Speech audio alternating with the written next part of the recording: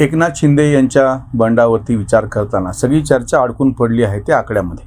म्हणजे त्यांच्या पाठीमागे किती आमदार आहेत, मग ते सुरतला होते, आता गुवाहाटीला गेले, काय होणार, कसं होणार, सरकार पडणार नाही, स्वाभाविक आहे.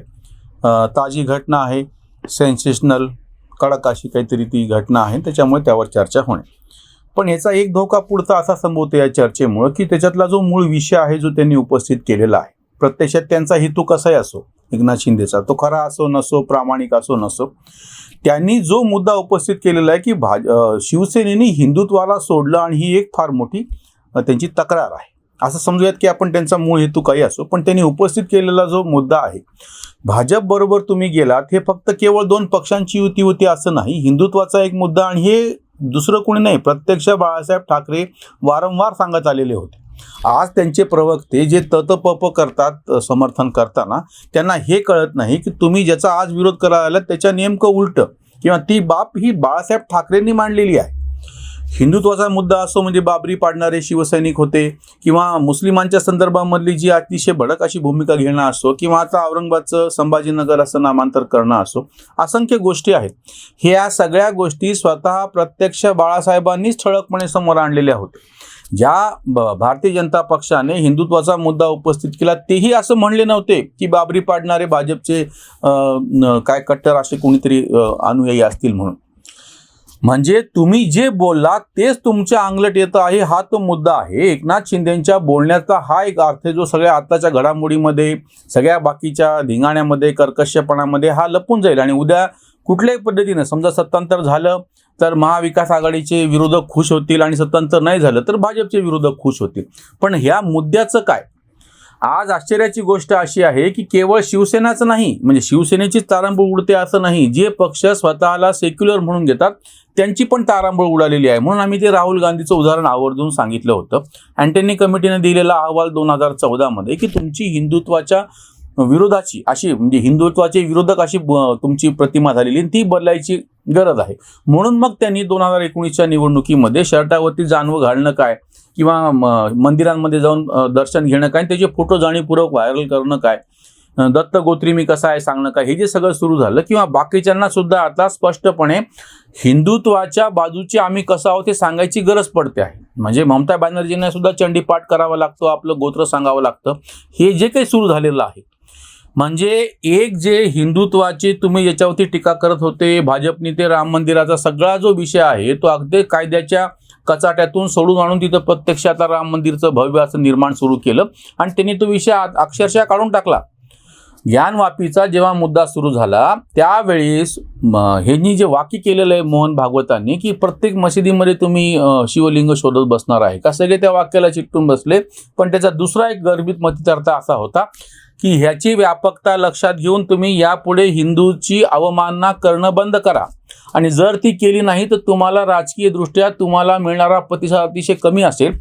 जो तथाकथित एक मध्यम मार्गी असा जो प्रचंड मोठा हिंदू वर्ग आहे, मतदार आहे, शांत असा आहे, सहिष्णू असा आहे, उदार मतवादी राहिलेला आहे, जर त्याचा तुम्ही अवमान सतत करणार असाल, सतत त्याची अवहेलना करणार असाल, तर तो तुम्हाला माफ केल्याशिवाय राहणार नाही. या आत्ता एकनाथ शिंदेच्या बंडाच्या पाठीमागं एक सगळ्यात मोठं कारण हे असं आहे, असं समजू, मी परत तेच सांगतो की हा त्यांचा हेतू काय आहे ते जाऊ द्या, वैयक्तिक पातळीवर त्यांचा अपमान झाला नाही झाला, उद्धव ठाकरे काय वागले कसं वागले, उद्धव ठाकरेंना स्वतःच्या मुख्यमंत्री पदासाठी स्वतःच्या पक्षाचाच त्यांनी कसा बळी दिला, संघटनेचा भाऊ तोरसेकरांनी व्हिडिओ त्यावर केलेला आहे. त्याच्यामुळे मी तो विषय बाजूला ठेवतो. हिंदुत्वाचा जो मुद्दा ते उपस्थित करतायत की म्हणून तुम्ही भाजपच्या बरोबर जा, हे जे काँग्रेस आणि राष्ट्रवादीचे बरोबर तुम्ही बसलेले आहात त्याच्यामुळे ज्या तुम्हाला तडजोडी कराव्या लागतात त्या आपल्या प्रत्यक्ष मतदाराशी गद्दारी केलेली आहे.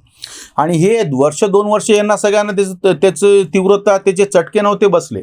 पण आता जेव्हा मुंबई महानगरपालिकेच्या बाकीच्या महानगरपालिका आणि नगरपालिकांच्या निवडणुका तोंडावरती आहेत त्यावेळेस पहिल्यांदा शिवसेनेच्या लोकप्रतिनिधींना आता भीती वाटायला लागलेली आहे की आपण जेव्हा लोकांच्या समोर जाऊ तर ते कुठल्या तोंडानं, आणि नंतर पुढं मग पहिले खासदारकीची निवडणूक आहे, नंतर आमदारकीची निवडणूक आहे. निवडणुकांचं अग्निपरीक्षा जी तुम्हाला द्यावी लागणार आहे निवडणुकीची, ती कशी देणार? कारण की तुमचा म्हणून जो मतदार होता, जो मतदार कशाला मत देतो आणि कशाला नाही हा नंतरचा भाग झाला. तुम्ही स्वतः एक अशी कडवी हिंदुत्वाची भूमिका घेतलेली होती. हिंदू हृदय सम्राट असं स्वतःला म्हणून घेत होते. त्याच पद्धतीनं लोकांनी तुमची जनमानसामध्ये एक प्रतिमा तुम्ही तयार केली, लोकांनी केली, माध्यमांनी केली, कोणी करो अशी तयार झाली होती हिंदू हृदय सम्राट. मग अशा वेळी ही आपुलीचं प्रतिमा ठरते, आपुलीचं वैरी असं प्रकार होऊन बसलेला आहे तो. म्हणून त्यांनी जो उपस्थित केलेला मुद्दा फार नेमका आहे. आता जरी तो शिवसेनेपुरता मर्यादित वाटत असला आणि त्याच्यावरती काय जे काही निघायचं ते निष्पन्न निघेल, पण तो तितका नाहीये. तो अजून व्यापक विषय असा आहे की डाव्यांनी सातत्याने म्हणजे नेहरूंच्या काळामध्ये आणि त्याच्यानंतर सुद्धा बराच काळपर्यंत विचारवंत, पत्रकार, लेखक हे सगळे डाव्या प्रभावात असल्यामुळे त्या सगळ्यांनी अशी प्रतिमा तयार केली होती की जे कायमस्वरूपी हिंदूच्या अस्मितेला ठेच कशी पोहोचेल, त्याला इजा कशी करता येऊ शकेल, किंवा तुम्ही म्हणजे जातीपातीमध्ये विभागलेले आणि तुम्ही जे म्हणजे कसे कनिष्ठ दर्जाचे जगाच्या सगळ्या ह्याच्यामध्ये तुम्ही कसे मागास ठरलेत, अशी एक कळत नकळतपणे प्रतिमा मुद्दाम केली म्हणा, तयार झाली म्हणा आणि त्याचं समर्थन केलं म्हणा, काही म्हणा, झालं अशी गोष्ट खरी. पहिल्यांदा राम जन्मभूमी आंदोलनाच्या नंतर त्याच्यातला बाकीचा जो सगळा आक्रमकपणा आणि हिंसा आहे ती बाजूला ठेवा, किंवा गुजरातचे दंगे सुद्धा, पण त्याच्या मागची जी एक भूमिका होती की एक शांतपणे, सुसंस्कृतपणे, उदारमतवादीपणे, सहिष्णुपणे जगणारा, प्रचंड मोठ्या संख्येनं असणारा मध्यम मार्गी जो हिंदू होता त्याला आकारण दुखवल्या गेलेलं होतं. बरं, त्याला मुद्दामून कोणी सुखवावं, त्याच्यासाठी काही करावं अशी अपेक्षा नाही. पण तुम्हाला सातत्यानं तुम्ही कसे मूर्ख आहात, तुम्ही कसे नालायक आहात, तुम्हीच हे सगळं भोगलं पाहिजे, तुम्ही कनिष्ठ दर्जाचे आहात, तुमची संस्कृती खराब आहे असं जर बिंबवत राहिले, मुघल आले म्हणून तुमचं काहीतरी बरं झालं, इंग्रज आले म्हणून तुम्हाला शिस्त लागली, ही जी काही एक सतत मांडणी केल्या गेली त्याचा एक परिणाम असा झाला की सर्वसाधारणपणे मध्यम मार्गी असलेला हा उदारमतवादी हिंदू दुखावला गेला. भाजपने त्याच्या राजकीय स्वार्थासाठी का होईना त्याला चुस्कारण्याचं आणि त्याला जवळ करण्याचं, किंबहुना तुझी अजून मानहानी अवहेलना होणार नाही इतकं आश्वासन नकळतपणे दिल्यामुळे तो एक मोठा वर्ग त्यांच्याकडे आपोआप निघून गेला. आता सुद्धा ज्ञानवापीच्या प्रकरणामध्ये ती मस्जिद नाही मंदिरच आहे हे समजा सिद्ध झालं आणि ताब्यात येईल, याहीपेक्षा ज्या पद्धतीनं त्याच्यावरती आजही तिथल्या शिवलिंगाची टिंगलटवाळी केल्या गेली त्याच्यामुळे जास्त दुखावला गेलेला हा वर्ग आहे. आता जेव्हा एकनाथ शिंदे हा जो मुद्दा उपस्थित करता आहेत की बाबा तुम्ही हिंदुत्वाला सोडलं आणि म्हणून तुमचं जे काही प्राणतत्व होतं, तुमचं जे काही मूळ होतं, किंवा ज्या पायावरती तुमची इमारत उभी होती तो पाया काढून ठेवला तर ही इमारत टिकणार कशी? जोपर्यंत तुम्हाला लोकांना तोंड द्यायचं नाहीये तोपर्यंत ठीक आहे, पण प्रत्यक्षामध्ये जेव्हा लोकांना तोंड द्यायची वेळ येते तेव्हा काय करणार? आणि दुसरा एक शिवसेना पुरता मुद्दा आहे की जो परत ह्याच्यातून दुर्लक्षिला जातो आहे. आम्ही वारंवार तो यापूर्वीच्याही काही व्हिडिओमध्ये मांडलेला होता. सर्वसामान्य जो गल्ली बोळातला शिवसैनिक आहे, गाव पातळीवरचा, गल्ली पातळीवरचा, जिल्हा पातळीवरचा जो कार्यकर्ता आहे, प्रत्यक्ष पद नसलेला, पद म्हणजे आमदार किंवा खासदार, ह्याची एक कुचंबणा काँग्रेस आणि राष्ट्रवादीच्या नेत्यांनी, पालकमंत्र्यांनी ह्यांनी करून ठेवलेली आहे. त्यांनी त्यांच्या कार्यकर्त्यांना सांभाळलं, त्याच्यामुळे तो मुद्दा नाही चालला. पण शिवसेनेचे म्हणून जे कार्यकर्ते होते, गल्लीतले जे छोटे मोठे नेते होते, या सगळ्यांना एक कुचंबणा सहन करावी लागली की जी तुलनेनं भाजप बरोबर असताना करावी लागलेली नव्हती. म्हणजे 2014 ते 19 या कालखंडामध्ये राजीनामे खिशामध्ये असं संजय राऊत भुवया उडून किती जरी म्हणत असले तरी सर्वसामान्य गल्लीतला जो शिवसैनिक होता त्याची कुठे आडकाठी झाली की त्याची कुठं कुचंबणा झाली असं काही तक्रारी आलेल्या नव्हत्या. म्हणजे शिवसेनेचे जे काही नेते होते, आपण म्हणूयात कनिष्ठ दर्जाचे वरचे 4-5 लोक सोडले तर या सगळ्यांच्या त्या सरकारमध्ये तशा पद्धतीच्या कुठल्याच तक्रारी नव्हत्या.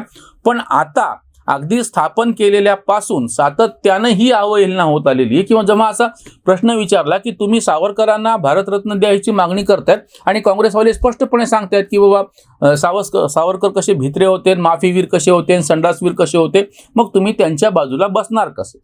किंवा बाबरीच्या संदर्भामधला त्यांचे जे भूमिका आहे, म्हणजे ह्या ज्या काही भूमिका अस्मितेचे विषय म्हणून किंवा ज्ञानवापीचा मुद्दा असो किंवा आता अग्निवीरच्या निमित्तानं असो, CAA असो, कितीतरी विषय असे होते की या सगळ्या विषयांच्या बाबतीमध्ये विचित्र तुमच्या मतदाराला दुखवणारी भूमिका ज्यांनी घेतली त्यांच्या तुम्ही मांडीला मांडी लावून बसलेले आहात. मग अशा वेळी जर आम्ही निवडणुकीमध्ये त्या मतदाराला सामोरं जायचं कसं?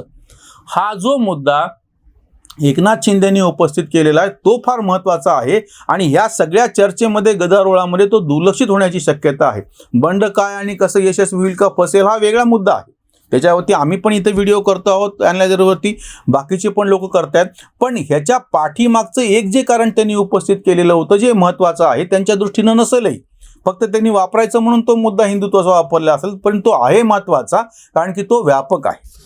एकूण ज्या काही राजकीय घटना चालू आहेत महाराष्ट्रामध्ये त्याच्यावरची उसंतवाणी. एकनाथे बंड झाली खळबळ, ढवळला तळ राजकीय.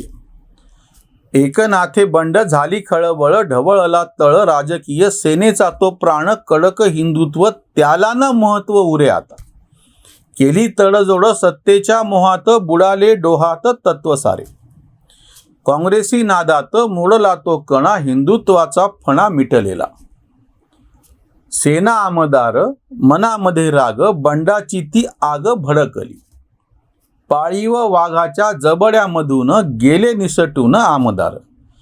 कांत शेवटाची झाली सुरवात, पेटलेली वात सुरुंगाची, पेटलेली वात सुरुंगाची. ही जी काही आता बंडाची सुरुवात झालेली आहे त्याच्यामध्ये एक तर कदाचित सरकार पडेल किंवा हे राजीनामे देतील किंवा हे एक मोठा गट 2/3पेक्षा जास्त आमदार गोळा झाले तर ते एकत्र होऊन दुसरं सरकार स्थापन होईल. विविध पर्याय आहेत, पण जो हिंदुत्वाचा एक महत्त्वाचा मुद्दा आहे आणि जे या शिवसेनेसारख्या संघटनेचं पक्षाचं प्राणतत्व आहे त्याच्या बाबतीतल्या काही गंभीर गोष्टी एकनाथ शिंदेंनी उपस्थित केल्या आहेत. त्याच्यावर मात्र विचार नक्की व्हायला पाहिजे. इथेच थांबूयात.